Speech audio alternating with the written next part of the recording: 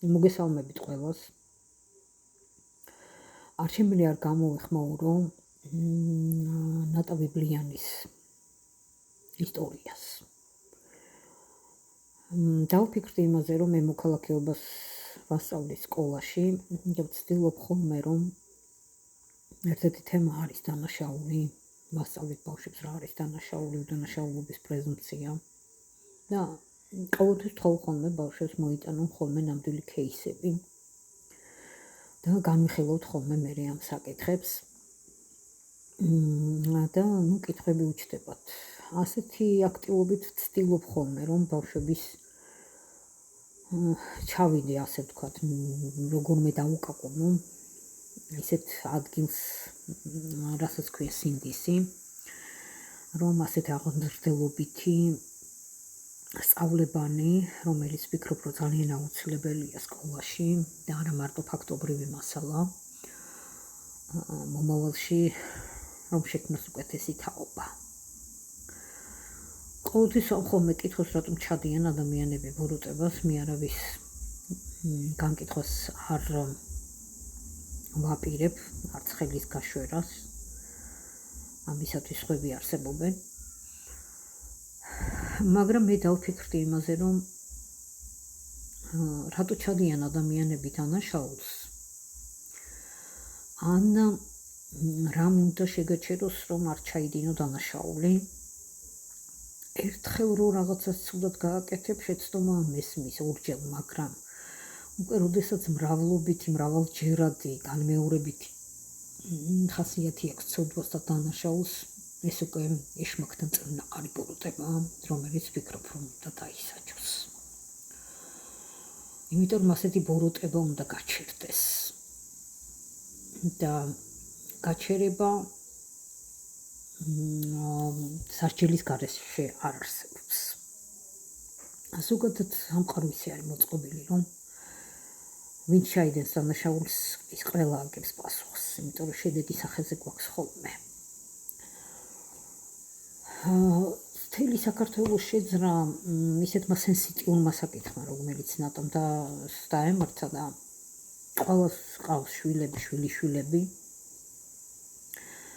რომ და ყველამ თავის ახლობლის დაცვის, ასე ვთქვათ, სურვილით არის აღძრული. და ყველაზე უცნაური ის არის, რომ ადამიანი, როდესაც ჩადის ასეთი დონის დანაშაულს და მე აგრძელებს ცხოვრებას, ისე რომ ბუდიშსაც არ იხდის, გაუგებარია. ადამიანის ბუნება ზოგადად ცხოველურია. იცით, ჩვენ რაღაც ცხოველური ინსტინქტები გვაქვს. ასევე მაგრამ ამავე დროს ვიცით, რომ ადამიანი სულიერი არსებაა. აი სულიერი არსება თუ არ გამოყვება ლოცვით, მარხვით, სხვისადმი სიყვარულით, ფილოსოფიით, ფსიქოლოგიით, უამრავი რამ არსებობს, რამაც შეიძლება გაგაჩეროს. არ აქვს ამას ახლა ჩემთვის მნიშვნელობა, შენ ქრისტიანი იქნები, თუ სხვა რელიგიის წარმომადგენელი იქნები. მე პირადად ჩემი ზნეობის და მორალის გარანტი ჩემი ქრისტიანობაა. და მართალია ქრისტე გვეუბნება, რომ არ ვარ სიკვდილის დასჯის მომხრე, არც ერთ დროს, მაგრამ უვადო პატიმრობის მომხრე ვარ, იმიტომ რომ იმ უვადო პატიმრობაში შეიძლება გაიღვიძოს, ასე ვთქვათ, იმ ადამიანის სინდისმა და იქნება მოინანიოს, იმიტომ რომ მაინც ყველა ღვთისგან შექმნილი ხატება გახლავთ. რაც შეეხება ნატას, არ შემიძლია არ შევაქო მისი სიმტკიცე ხასიათის,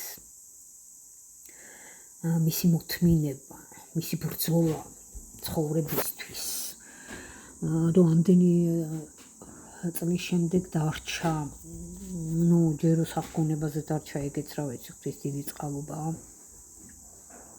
და იბრძვის ამ სამართლიანობისათვის. არ მოერიდა ამ ისტორიის გამჟღავნებას ყველასთვის, მადლობა მას ამისთვის და მე მჯერა, რომ მისთვის დადგება სამართლიანობა, იმიტომ რომ ცაში ღაღადებს ალბათ ეს დანაშაული და ითხოვს თავის პასუხს, რომ მისი სულიც დაწყნარდეს, ასე ვთქვათ, და მისი მომავალი თაობაც დამშვიდდეს. აქვს თუ არა დანაშაულის ჩადენას, თავის ხასიათი, თავის კულტურა, იცი რა, მე ვფიქრობ, რომ აქვს, იმიტომ რომ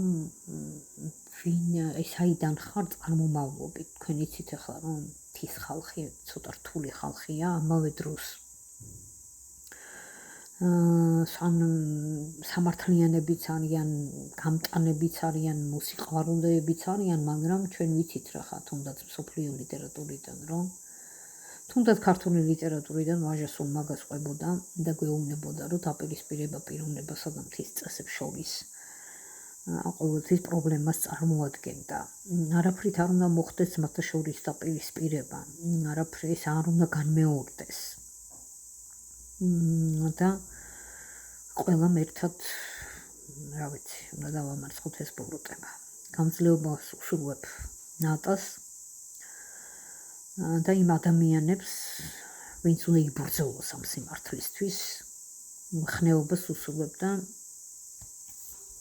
ღვთის ძალას უსურვებ, იმიტომ რომ ბრძოლა სიმართლისათვის საკმაოდ დიდ ძალისხმევას მოითხოვს. თუ იბრძვის სიმართლისათვის, ესე იგი შენ ღმერთის გვერდით ხარ და რა ვიცი, ღმერთმა ქნას, რომ არამც თუ საქართველოში არსად არ უნდა განმეორდეს ესეთი ბოროტება.